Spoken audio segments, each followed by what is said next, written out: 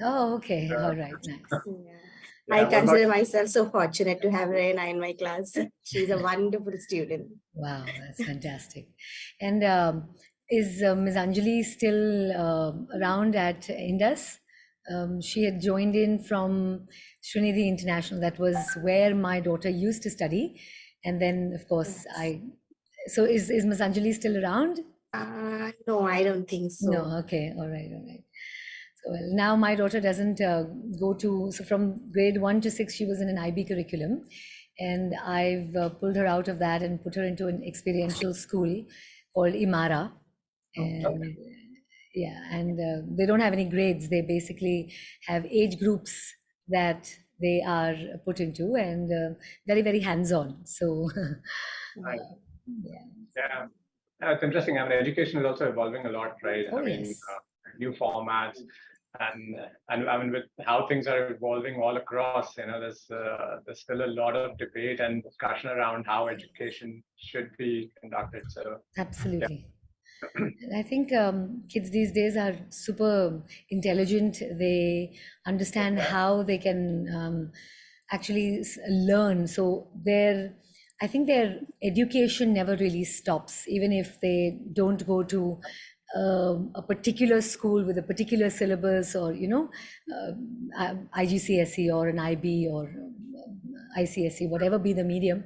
I think that they've evolved a lot faster than we evolved. It's like Yeah. saying, yeah.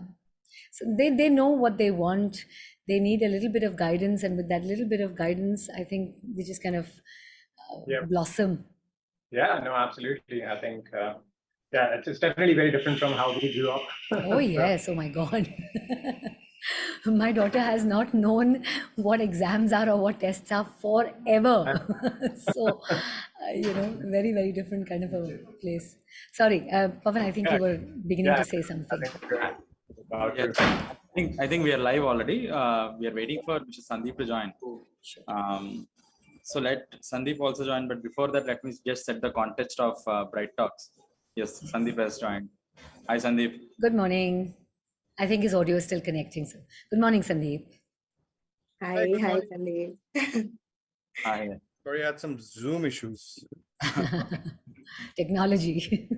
Yeah. Driving. Right. So let me just give the context.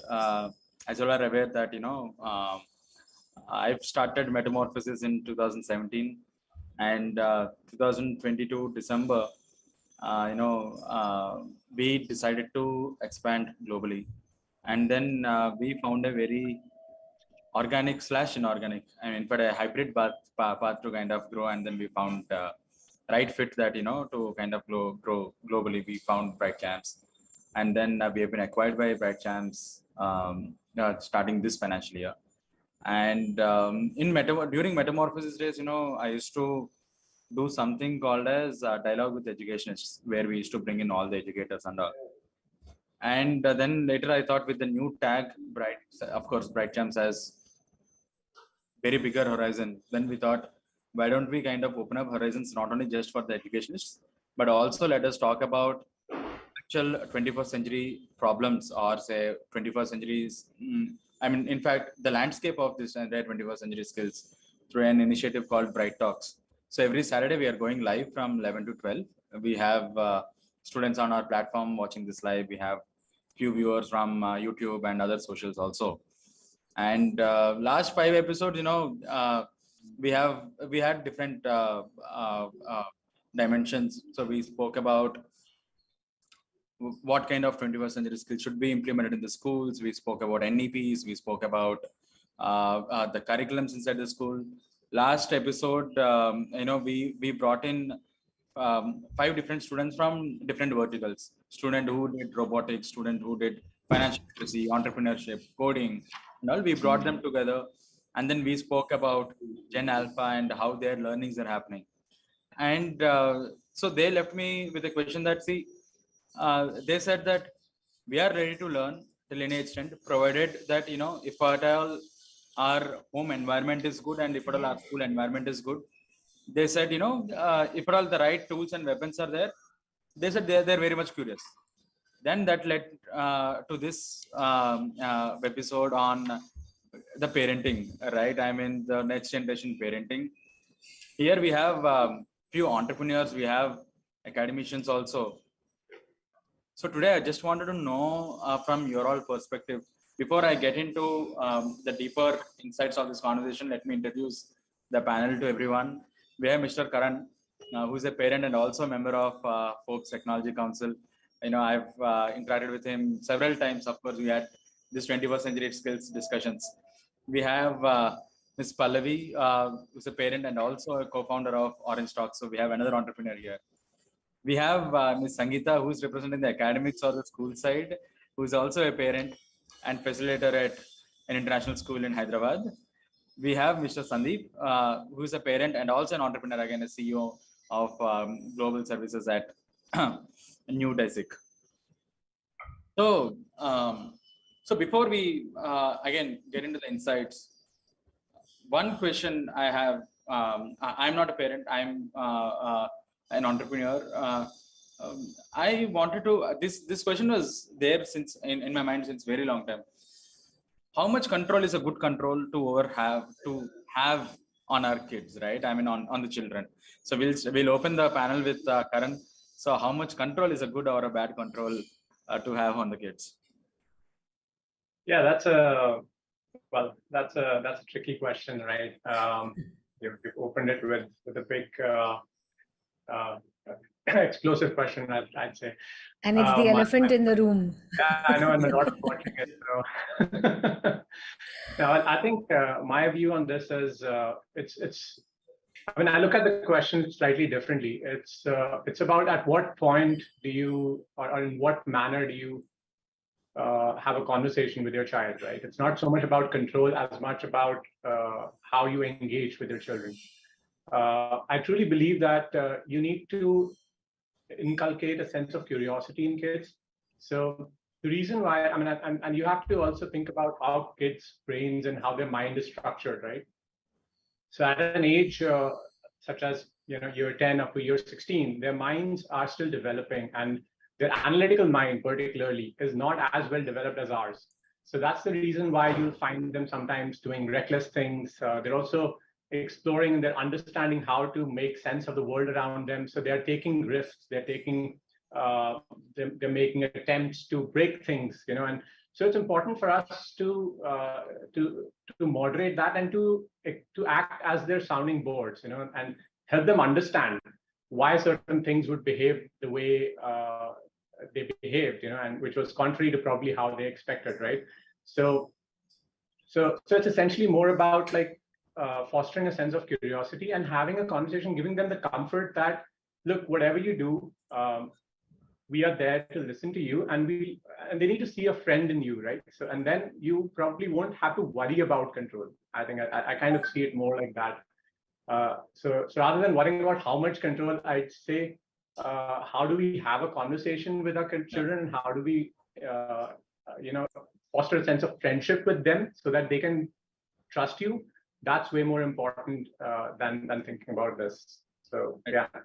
Thanks, Karan. That's a interesting insight from you. So sense of curiosity is something that again we'll talk on that. So Pallavi, anything that you want to add to what Karan said? Yeah, sure. I see when I talk about any kind of relationship, I'm a coach and I focus a lot on communication.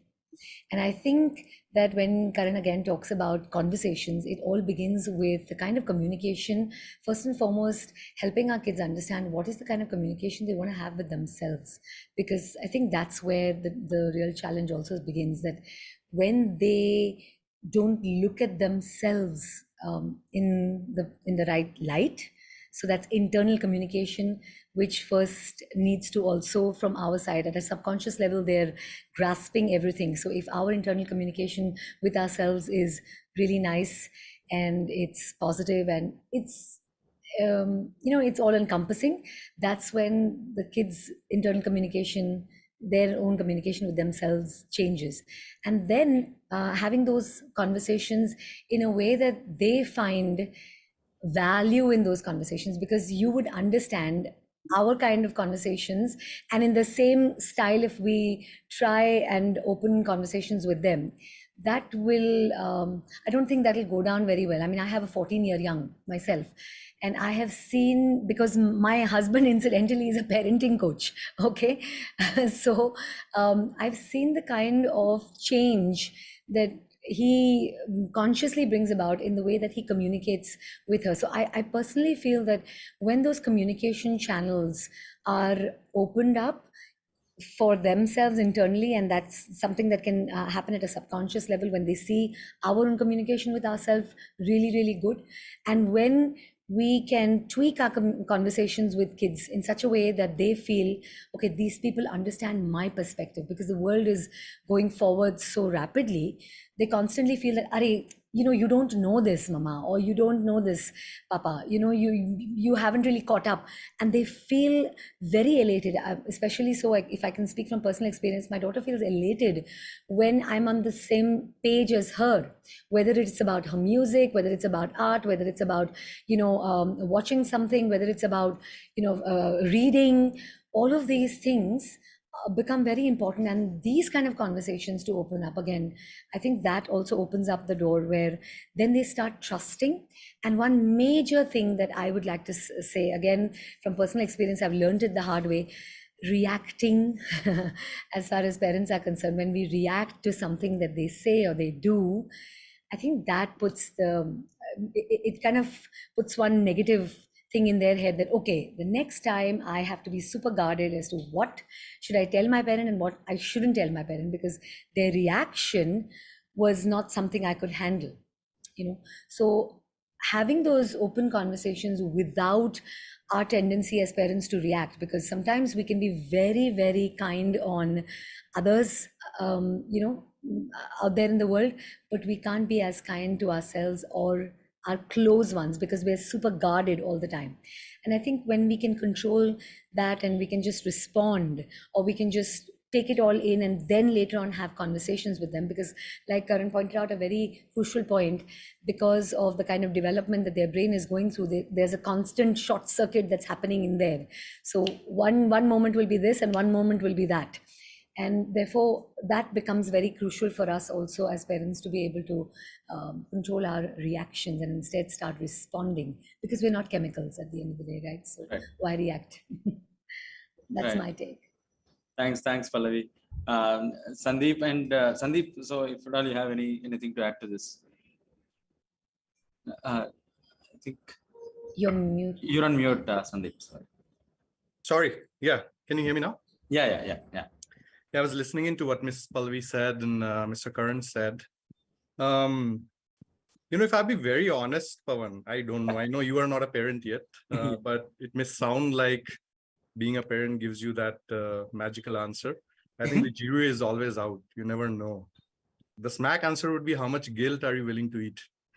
Yeah. So, see, my daughter and I, we have all sorts of things, right? And I'll tell you that I've experimented on various things. I've experimented on open communication. The fact that when you are reacting, and sometimes you do react in circumstances that you do react, I do get a stern response that you are not responding and you are reacting. So that's the level of maturity the kids are today. So they do understand. What I have turned into over the years, and again, like I said, the jury is still out, so I don't know what we are doing is right, or the time will only tell.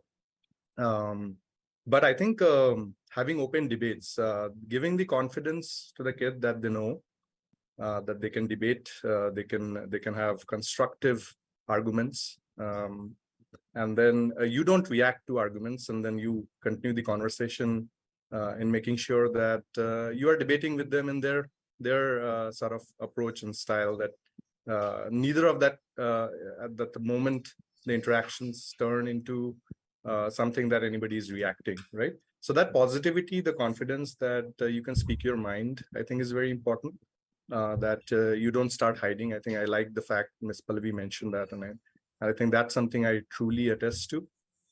Other than that, these kids are so well read. I think Yes. internet is overfeeding their brains, so they may not know the context, but they know, what the idea is, right? So applicability is big time missing.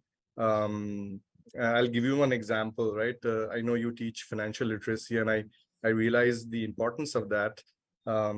When someday I gave a rupee bill to my daughter to sort of trade, and she was younger than she is now at that point in time. But the realization dawned that they know if you swipe a card, the person or the machine on the other side of that swiping system gets you what you need, right? So they have this idea.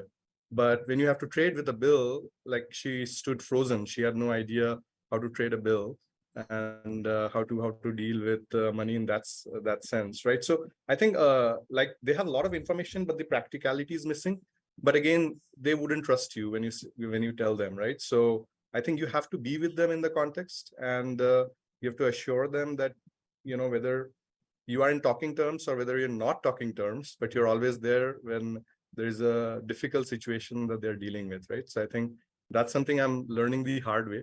And I'm trying to be present at the moment when there are challenges that pose them. And I would fight with her, right? I wouldn't deny, I wouldn't Yeah. tell you that I'm a kind of a parent who would just take down anything. I would argue, I would debate a lot with her, but I would still give her the confidence that she knows that she can talk, right? And she can speak her mind. So I guess that's my perspective. And I think Pavan dropped. I don't know. I can see him. Yeah, I guess the little bit of the network challenge. Yeah.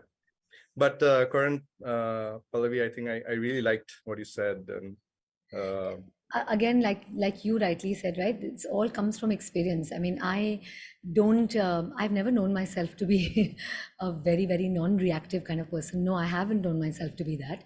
But I think when your kids start growing up and they know the difference between reacting and responding, they back you back into place. yeah.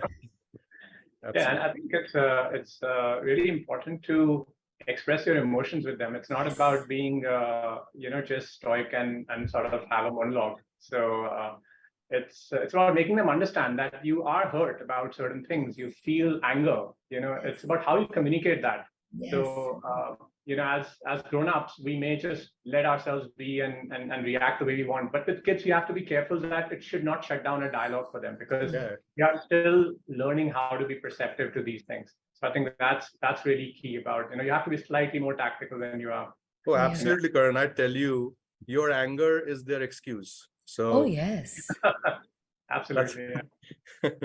That's all. Very well said, Sandeep, actually. And I agree to Karan. I think whatever he's saying, he actually practices, because I have seen that in Reina. She's very independent. She takes her decisions and she owns it, basically. So I can connect to whatever he was just expressing. And I think most of you have covered everything, whatever. As a parent of 14 years old, even I actually look forward to more open conversation and all.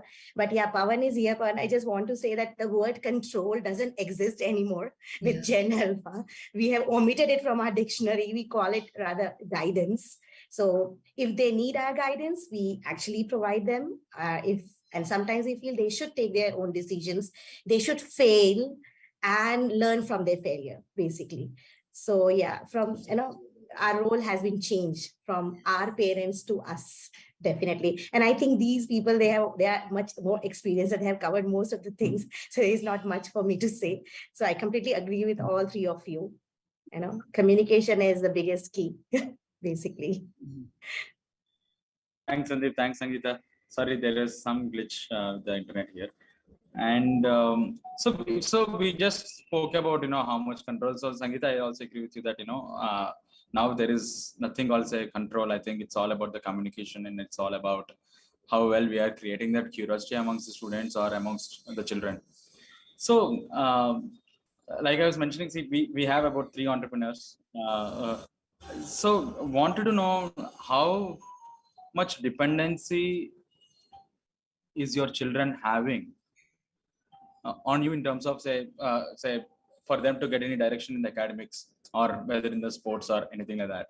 So Karan, starting with you, So how are you balancing that, your busy lives and, parenting, or say giving them the direction, and how much are they dependent on you? Because at the outset, they also know that, you've been busy, and they also have that sense that, they might not, or they don't want to kind of ask you for every small direction. So how is that dynamics working out? Sure. So yeah, I mean, I can speak for my daughter and our experience, as parenting her.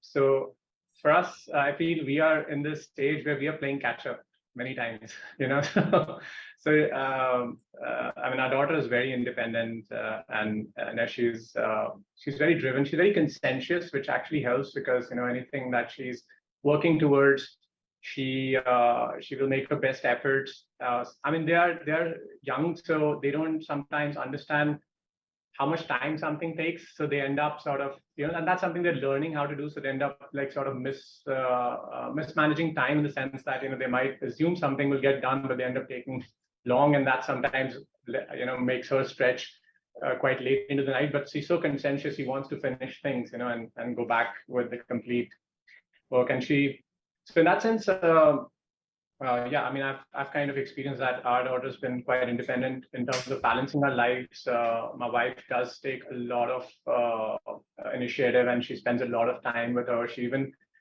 sometimes, she'll attend the same class with her so that she gets some company where she's doing individual classes. So I think that's great. I tend to spend more time with her discussing about product concepts, values, things, which her curiosity, her questions, general questions more broadly about things and about, yeah, I mean, she's, I mean, to everyone's point, they're so evolved and they're asking such mature questions that, we have to sometimes scratch our heads and say, okay, maybe I should just do a little bit of research myself before I answer that. And I think one thing that we have learned is it's okay to say that I don't know. You don't have to know everything.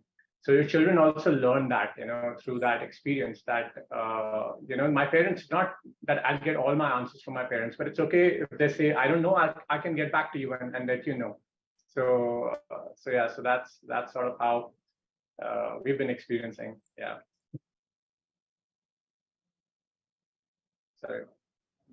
Yeah, so Karan, to again extend that, right? I mean, say it's okay to say no. So Pallavi, so is there any art of saying no to this, right? I mean, is there any art of... Is there any art of saying no? I guess, when you can, this is what I tell people when I talk about communication. If there is ever a way to say no, that would probably be, it would be nice to be direct, but not so direct that you hurt the person.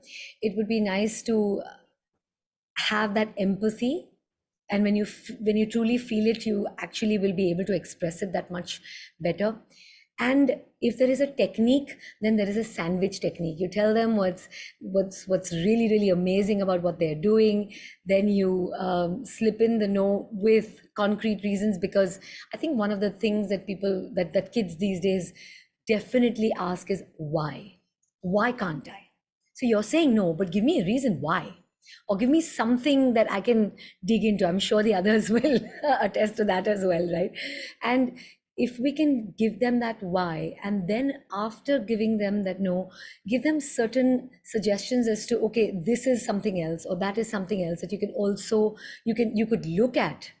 I think that allows, it doesn't soften the blow of the no, doesn't do that as far as teens are concerned, especially so, but it at least opens up their mind and says, okay, she said why, duck, duck, duck. And if then they can also come back with, okay, what if I can control this? Or, suppose I'll give you an example. If you say that, okay, this product, I'm just giving you an example, okay, don't use these shampoos at such an early age, and don't shampoo your hair every 2 days, because it can tend to, those chemicals will get deposited in your on your scalp, and blah blah blah. And long story short, you will start experiencing hair fall very soon because of these things, and because it has happened to me in the past, or because it has happened to somebody else in the past. And they say, okay, if I can oil my hair and then you can get me that, we can go to the dermatologist and get me that right kind of shampoo, then can I do it every 2 days? Okay, so we'll have to go there, have a conversation with the dermatologist, get it explained in a proper scientific manner, and then we can take a call on this. But you don't have to take the decision right there, right now. But for them, everything is in the now. For them, this moment, once it's lost, it's never going to come back. I'm never going to get a chance to, be able to look as good or to do as good or, follow the course that I want to follow. So that needs to be, again, with dialogue, with the right kind of mindset. And more so, I would say, never say no when they're very, very high on emotion, because, and we're very high on emotion, because when emotions are high, intelligence is low. That is a simple rule. And when they are emotionally charged, when we are emotionally charged, by and large, I've noticed this, especially in the tweens and teens, as the time goes by, they just kind of forget what has just happened. And then when they calm down a little and then you can have a proper conversation, that's when I think that's what the art is, that not to catch them when they're very high on emotion and you're also very high on emotion. I think that is to answer your question directly about how do I give them the no. Have you been, sorry, there is certain banging sounds at my end. I'm very, very sorry about that. No worries. No, thanks. Thanks, Pallavi. So, Sandeep, again, art of saying no, or how are you balancing? Man, all your questions are, I don't know, sort of. It's very interesting. Sandeep, may I use a word here? Loaded. All his questions are loaded. Yeah, I probably should get the panel home to get some expert advice.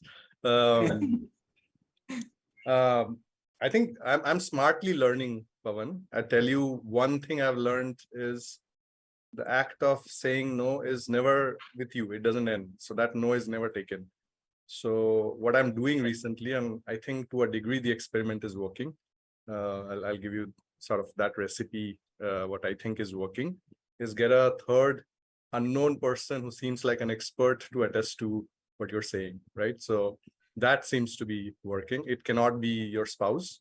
It has to be some third person who seems to be an expert and doing things, and get them to attest to you. So I'm in constant find of experts, if I may will. Right. I love that perspective, Sandeep. Thank you. She's walking by and she's looking at me. I got that stare. Oh, mine is also sitting right behind. I dare not look at her right now. Right. Yeah. Sangeeta, your perspective, and you must be interacting with a lot of parents also. And what is your It comes to my son, it's always that man-to-man talk. I always try to have it very, clear and crisp conversation that, okay, these are the, like Pallavi rightly said, these are the pros and cons. Now it's up to you. What would you like to choose? But I deal with 25 set of kids in the school, and they also come up with a lot of requests every second moment. So, as a teacher, sometimes it gets difficult for me to say no to them, because every child it's individual. They are individuals. They have their own thought processes and all. So yeah, over the period of time, it has been 16 years I'm into teaching and learning. So we have learned the art of saying no to the 25 set of children too, so that, they are not disheartened. They don't think that our request or thoughts, ideas are not valued.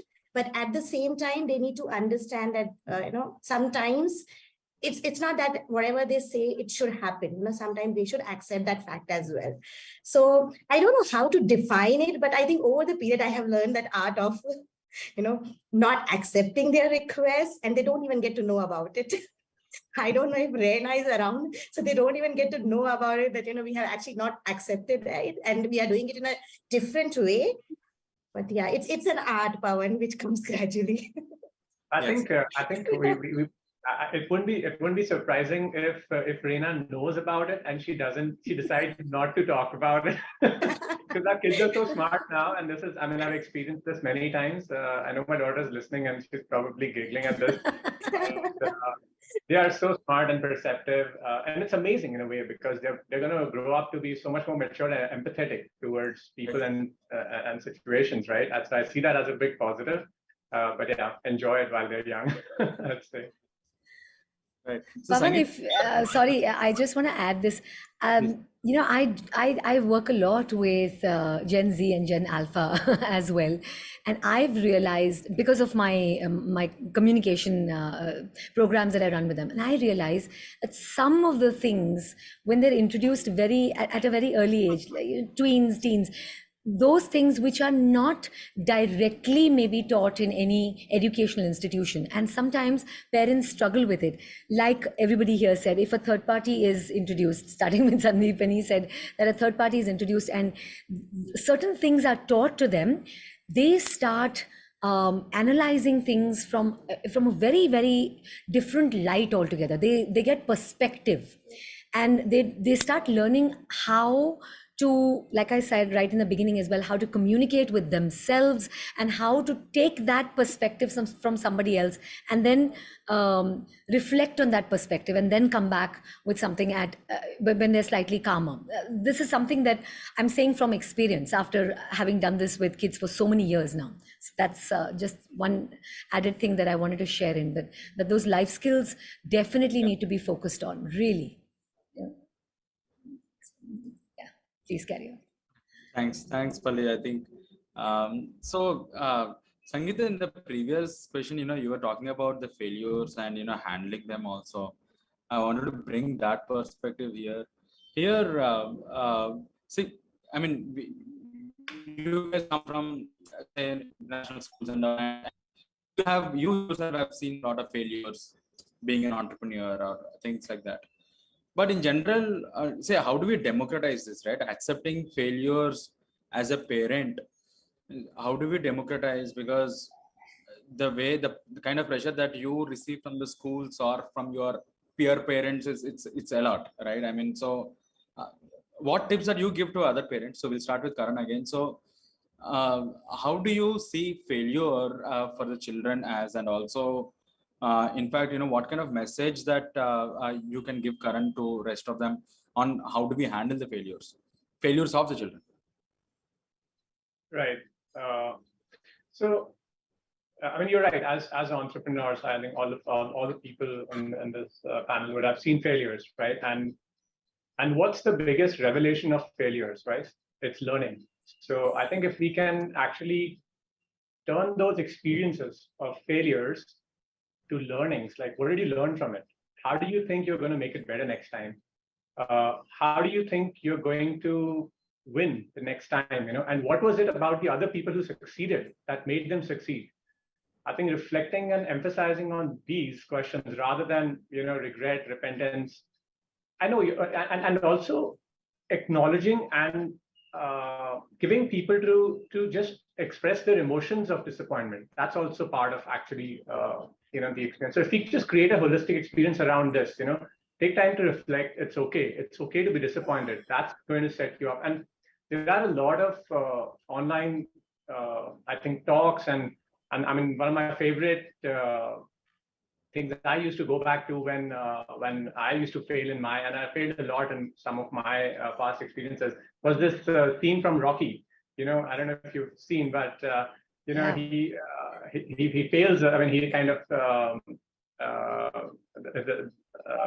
Sylvester's son. He fails and he's like not willing to fight, and he says that winning is not about fighting back. It's about taking the hits and keep moving forward, right? So that's really essentially what you've got to do with your kids, right? You've got to help them learn when they take the hits. It's about developing the ability to take the hits and keep moving forward, right? So this is, I believe, how you can structure a very constructive, positive environment for kids to deal with failures, learn from them, use them to their advantage, and move forward. So, Pallavi, your perspective on this? Incidentally, Pavan, I have my first TED talk that I delivered was exactly on this. Why is it important to fail? It's called Every Master Was Once a Disaster. And when I say that, I stand true to every word that so I shared my story in that particular TED Talk. Every single area in my life. So I've not just been an entrepreneur. I have been part of the entertainment industry. I am part of the training industry, and I have my own training and coaching company. But the fact is that, and my parents have been, they've played hockey for India. So they had no clue when I was getting into media. They said all they did was back me up. All they did was encourage me and say, okay, just have you have grown up with certain values. Just have your wits about you, have that desire to do the very best in whatever it is that you're doing, and just go forth. It's all right to fail. And because they allowed me that chance, believe me, I've failed so many times. And I speak about this to all parents. Please allow them to fail. If they do not fail later on in life, if they even get a single no, if they get a rejection, if they, if a relationship fails, it's going to be detrimental for them not to have built that muscle. So when parents start taking all decisions for children, that's detrimental, that's disastrous for the kids. You need to be able to allow them to take certain decisions in such a way that, knowing fully well in that in an environment where you can say, okay, maybe they'll fail, but they won't like completely go down and out. Whereas our parents also, they gave us those thoughts that, okay, this could be very damaging for you, but I still decided to, no, I want to go ahead and try this. And when I did try it, I could go back to my parents and say, yeah, well, what you said was right. But the fact is that I think I'm a stronger person. And then that conversation with my parents, that, okay, but it's all right. It hasn't completely finished you. And what doesn't really finish you only makes you stronger. So what is exactly what Karan said? What have you learned from this? What have you learned to do the next time? So do what works, and definitely stop doing what is not working. I think that's a very important lesson that we give them from there. And to be able to give them that lesson to take a leap of faith, because everything cannot be calculated. That's my thought process. And I come back to internal communication. What is your communication with yourself? Are you constantly focusing on what should not be happening, or are you focusing on what you want? Because when you start focusing on that, then what you want expands, and that's when your brain starts coming up with ideas as to, okay, this is what I want, and now these are the ways that I can do it. Okay, if not this way, then this is the way I can do it. But when you're focusing on, oh, I hope this doesn't happen, I hope this doesn't happen, that is then putting you on a different track altogether. So when they're allowed to take decisions after a conversation, they can be made aware of all these things, and they can be told to take that leap of faith.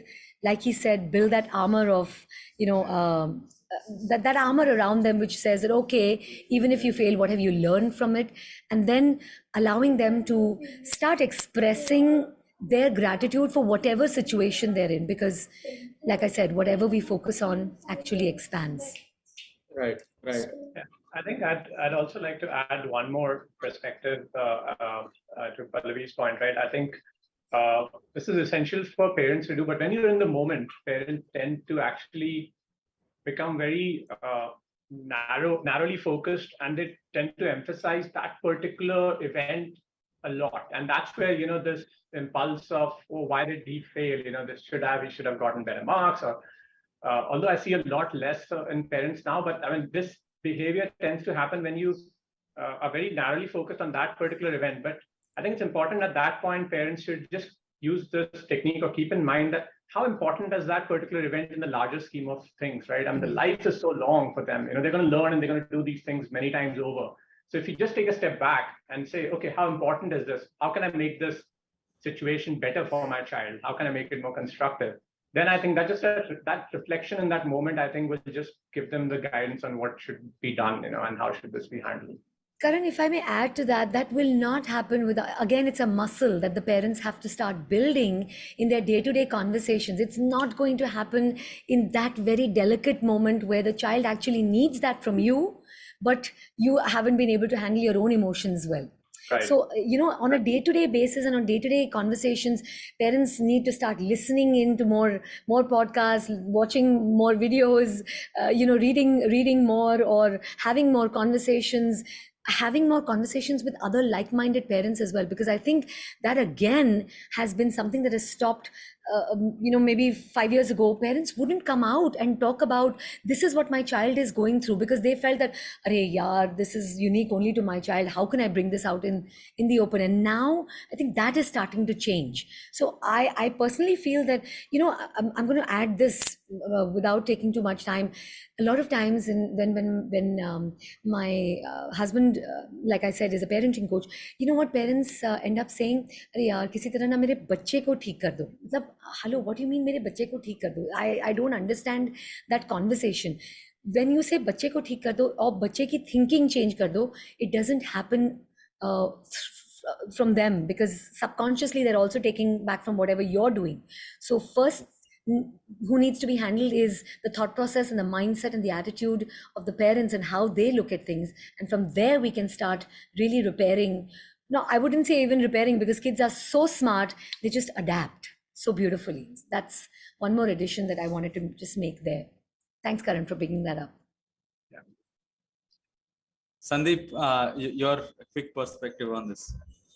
Pavan, this is the moment where I thank you for inviting me to this, because I think I'm learning a lot, and now I feel that I do need a parent support group to participate, because my humor dries up right now, because all this while I had been saying that I don't know, but this is the point, I really don't know. I think I personally I have no shame in admitting, maybe I failed at the art of failing in terms of working with my kid on that, right? And I have gone through phases where I've seen failure avoidance, right? That's a behavior I've seen quite a bit, that you don't even act for the fear of failure. So, and where I've seen that I have been a different personality at job and at home, and I don't think I have proactively really worked very well to sort of deal with that. And I, to the point, I think I went the extremes of the spectrum, I would tell you, right? The idea that I started with was probably noble, with the idea that, we just let them deal with it and don't fear it, right? So I almost went to the point where I thought that, okay, so if they are dealing with it and they know that it's okay to fail and there is no major consequence that's coming from as parents, because I've seen parents rain down at times, right, at failure, like the point Karan said. It's a very narrowed down perspective on a particular event at times. So in my mind, I was very consciously trying to being at those events, right?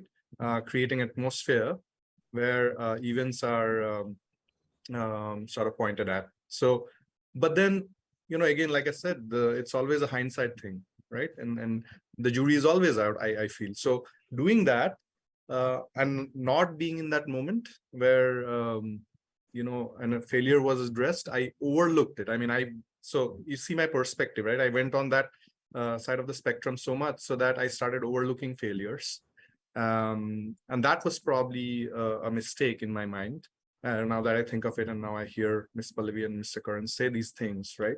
I think that probably is also a sort of a mistake. And what you have to do is you have to be with them in their moment of failure. And then that doesn't become so. When they start failing, and then if you are not there and that conversation doesn't happen, then they start avoiding failures, right? So then don't do things that could lead them to failures. I think, which is a very important correction that parents probably need to keep in mind. That's fail fast, and being with them in the moment of failure is very important, right? That you're not nailing them for the moment, but you're acting upon, like I said, what the learnings are. And then that second time they don't fail, and then you're leading them to that journey and success, right? I also think small wins are important part of the child's growth. I don't think long-term sort of goals work.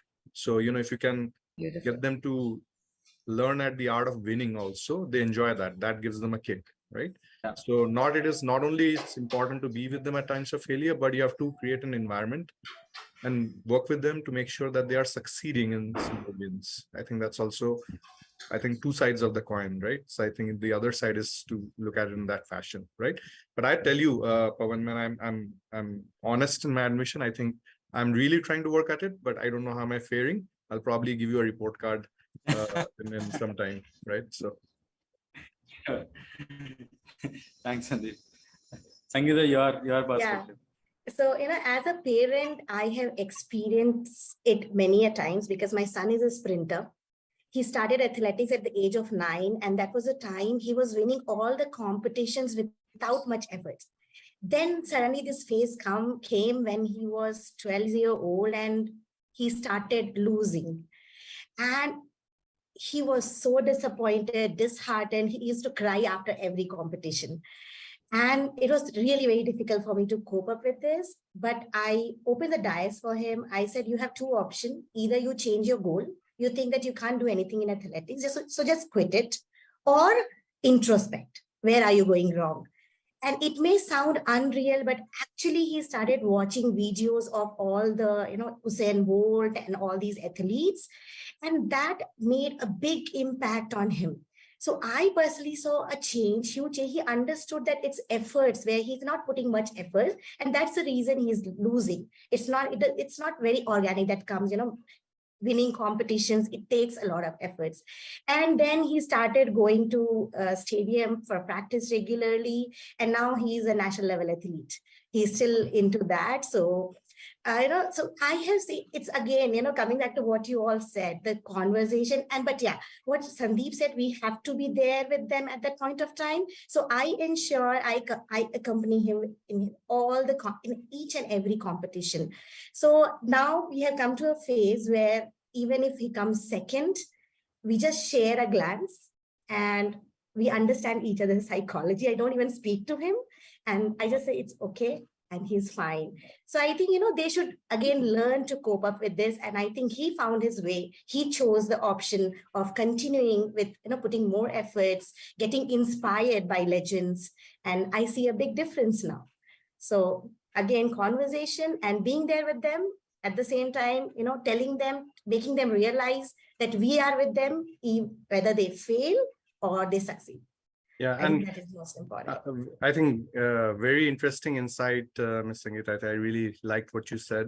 But when I would add one more thing that just occurred to me, right? And this is something I saw my dad doing. So I would want to share with this forum, which I personally really enjoyed through my childhood, right? So I was the younger student in class, right? So I was in the lot. I would be one of the youngest, and by virtue of when I was born and how I joined school, so all of that funny stuff. But then, what would happen is all the kids I would race with, I would have to race with the kids that are older than me, right? So I would never be able to compete with them, right? So I would always come, let's say, fourth or fifth in a race, right? So I at that point, every day, whenever there was a competition and I lost, my dad would bring a gift for me, right? Every time I lost. And one thing that would do is that would encourage me to participate because I knew that I'll get a gift in the competition, right? Whether I'm winning or not, I knew that I'll get a gift. So today I'm probably not good at anything specifically, but broad set, I'm willing to get my hands on everything, right? So I guess that's my competency and that's my skill because I'm willing to try everything, right? So I think that's probably another perspective, another way to look at it.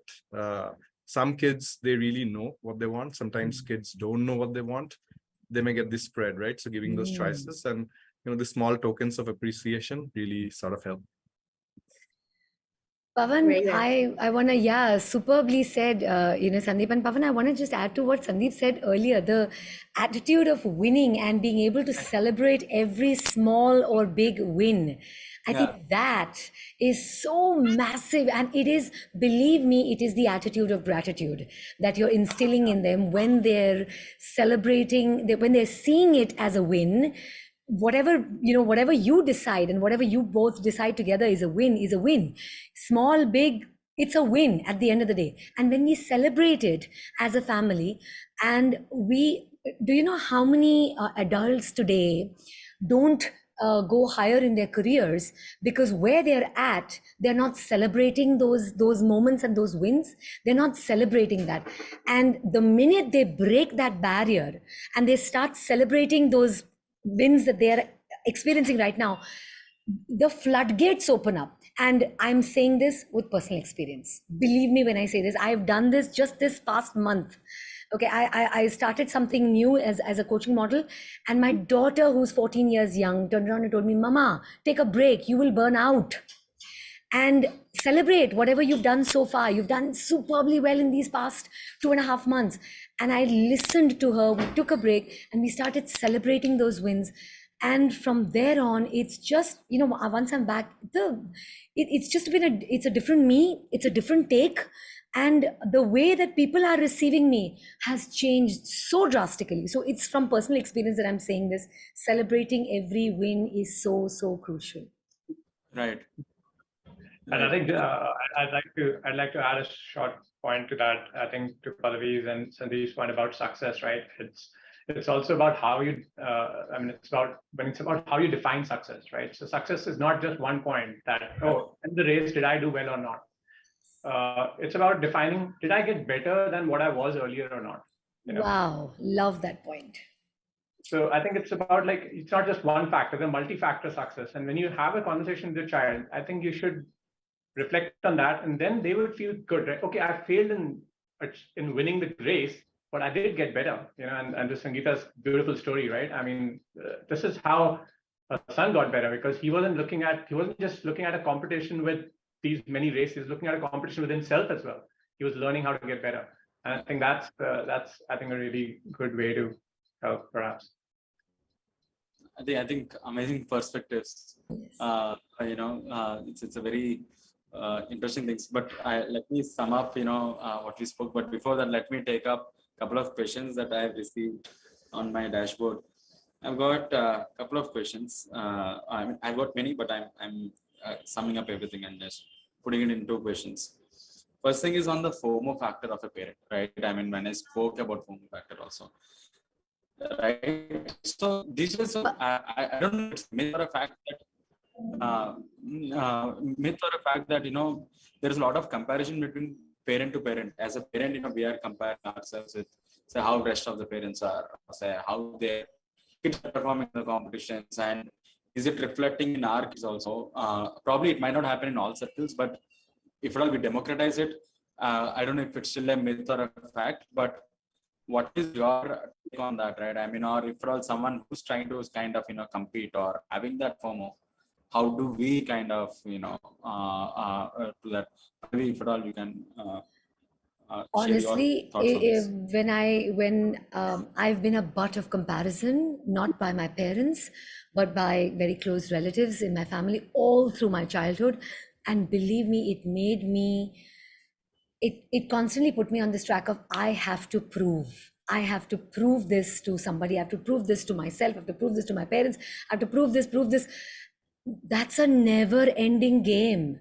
And therefore, I took a decision as a young adult that when I become a parent, the one thing I'm going to stay far away from is the poison called comparison. No comparison with how I was. Mera time bahut alag tha bhai. No comparison with any of the cousins, no comparison with friends in school, no comparison with grades. And that is also why I was so conscientious in the kind of curriculum that I put her into, where the IB curriculum did not really have major comparison and stuff like that. And then now, of course, she goes to an experiential setup where, again, there is no comparison at all. The only thing I told her was what Karan just mentioned. If at all there is any competition. So competition is very healthy when you're not competing to beat somebody else, but you are getting better than your former self. So yes, you can compare yesterday and there. That's where your introspection comes in.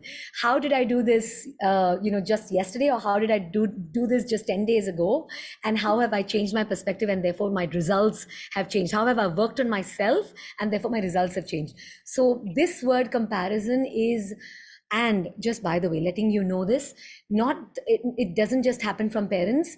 Parents can consciously, like we are very consciously, have kept that word comparison away from our parenting right from the word go. But the fact is that kids themselves nowadays start comparing themselves sometimes. And that's when you have to give them perspective. Everybody has their own, has their own path.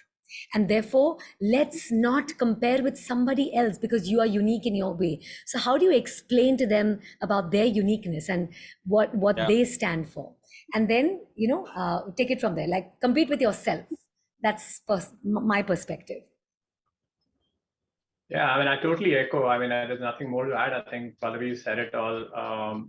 I think it's, I've experienced actually from my own personal experience, comparison will actually make you worse, because if you try to work with this sense of pressure that I have to compete, what will happen is you'll put very short, narrow focus on something that you may or may not be good at, because as Pallavi said, right, everyone's unique. Their capabilities are unique. Their environments are unique. Their abilities are unique.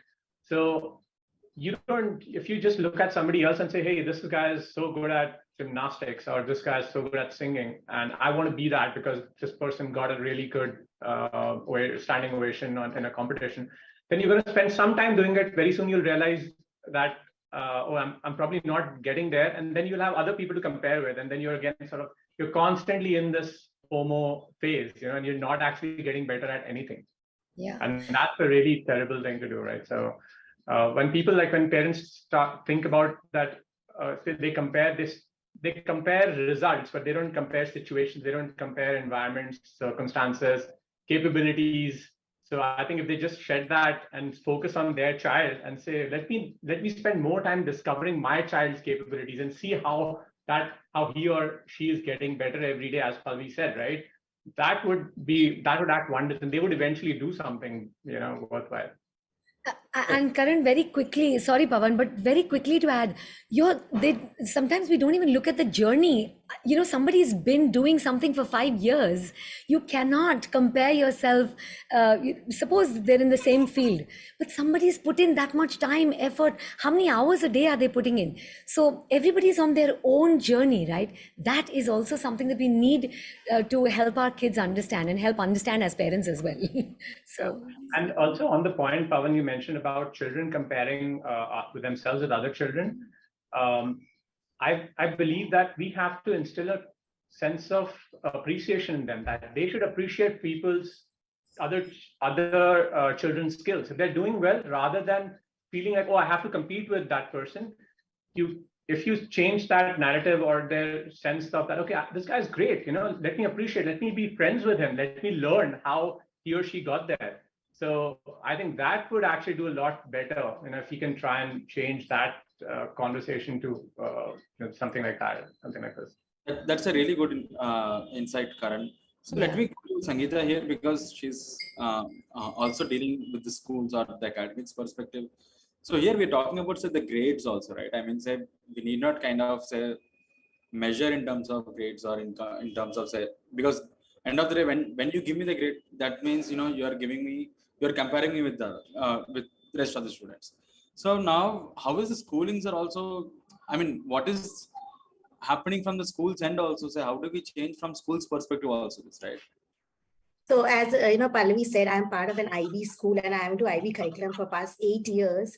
So in IB, there is no comparison. We don't give grades to the children. It's always the comments that we share with the students, and it's on a day-to-day basis. It's not that we wait for the cycle to complete and then we send a report or share the report with the parents. We talk to the children on a regular basis. We try to understand their strengths and areas of improvement, individual child strengths and areas of improvement, and then we make action plan and work towards it. And we ensure that we communicate that to the children. When we are we set goals with them, we ensure that we communicate to them that if you are here, your goal should be to reach here by the end of probably span of a term or something. We never tell them that you should be like somebody else. So yeah, I think that's why I'm a big fan of IB curriculum, and not only IB. Basically, there are a few international curriculum which has come into existence where we don't have gradings, we don't score, we don't give them marks, and we don't even tell them that okay, this child stands first in the class, and this is the list of top 10 students. We don't have any such list in the class. So we look at them as individuals. We design action plan for individual child, and yes, we ensure that it is communicated to the student, because that is very important. They should be knowing what is their goal and what is the goal we have set for them. Sure. I hope this is kind of democratized to all the boards, and also we have perceptions for each children that we're kind of spending time with and also understanding their strengths. All right, I think just to sum up, we have. Pavan, I know we are ending. Sorry to interject. I had a slight. I do wanted to comment. Please do on this a little bit, because I thought this was important too. Right. My perspective is very similar to what Ms. Pallavi, Mr. Karan, and Ms. Sangeeta said. There is a nuanced difference, I'd tell you. And again, I think our brains are getting super iterative and super fast at this, and we are constantly learning.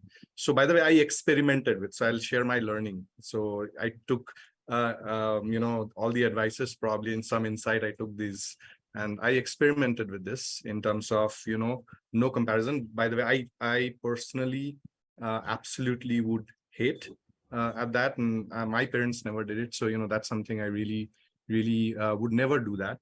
But I realized that comparisons are there. There is no hiding. So how do you let your child deal with it, right? So FOMOs are there, right?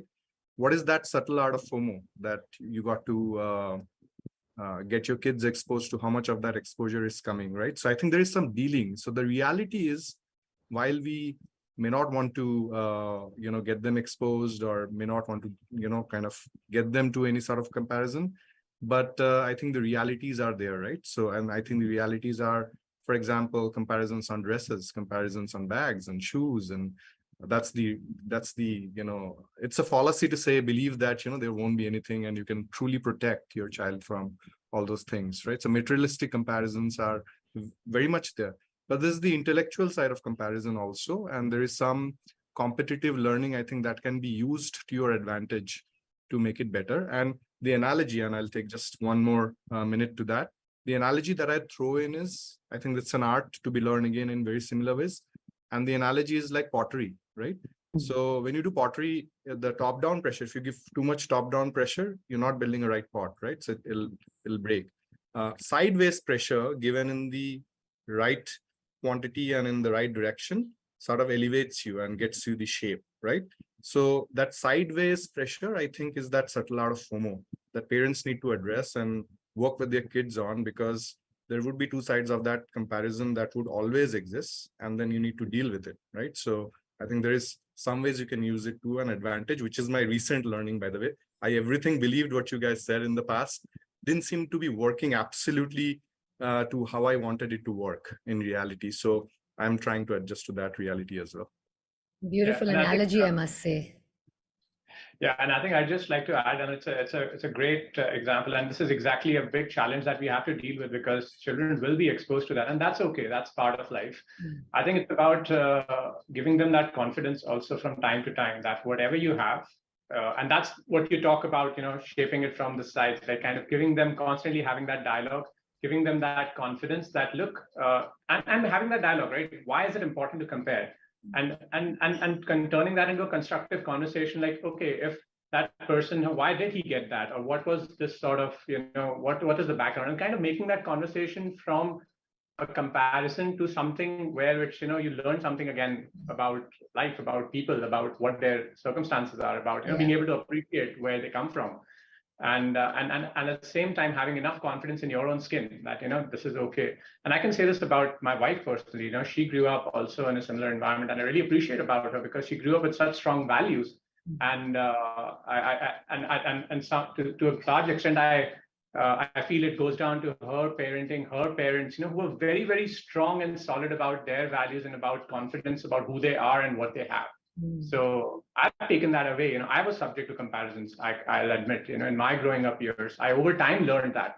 But I think when I did find someone who grew up with those values and had such clear opinions and clear views on things, I was like, I wish I would have had that kind of parenting, and I'd like to learn from that.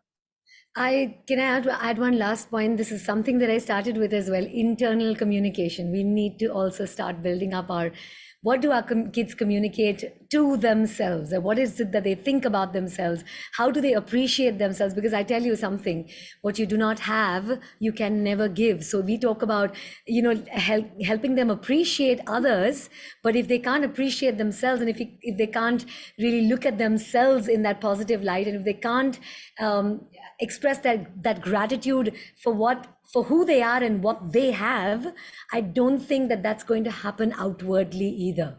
So, it's just such a beautiful mix. And if parents can focus on doing this on their own or through a third party, I think that half the challenges would be solved right there.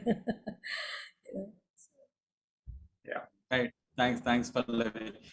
Thanks, Sandeep. And I think just to sum up, this is not parenting 101. I think we went till 501. So, it was a very deep discussion. And, you haven't gotten our spouses, Pavan. That would be another another discussion for, maybe another day. Yeah, my daughter actually, when we were having this session, my daughter actually recommended that, well, they should do a session with the kids asking how the next gen parenting should happen. Yeah, absolutely. Pavan, no, sorry. Karan, I am so, before I got onto this session, I thought I had half a mind of probably reaching out to Pavan and saying, you should have like a parents and kids together kind of a forum as well, because that's when you're going to be able to really, gauge where they're coming from as well. Right. I think we should air it. So I'll just find for a right streaming partner so that we can air it also. Okay. And firstly, thank you so much for spending your time at BrightTalks. I hope you've enjoyed the session, and of course our audience have enjoyed. I'm eagerly looking for the statistics after this session. And thank you so much. Every Saturday we are doing this BrightTalks. Please do listen, and we are bringing in very interesting topics around parenting, around education, around sports, everything related to K-12, we are bringing in. Please to join, please to watch us live. Thank you so much, everyone, for joining. Thanks for inviting, Pavan. Learned a lot. Thank you. Thank you very much, everyone, for making it such a beautiful conversation. And, thank you, Pavan. And thank you. Thanks for, and very nice to meet everybody. Yeah, same here. Yeah. It was Thank wonderful listening to all of your views and experiences, basically. Absolutely. I think this was more of a learning experience even for us, like Sandeep kept saying, right?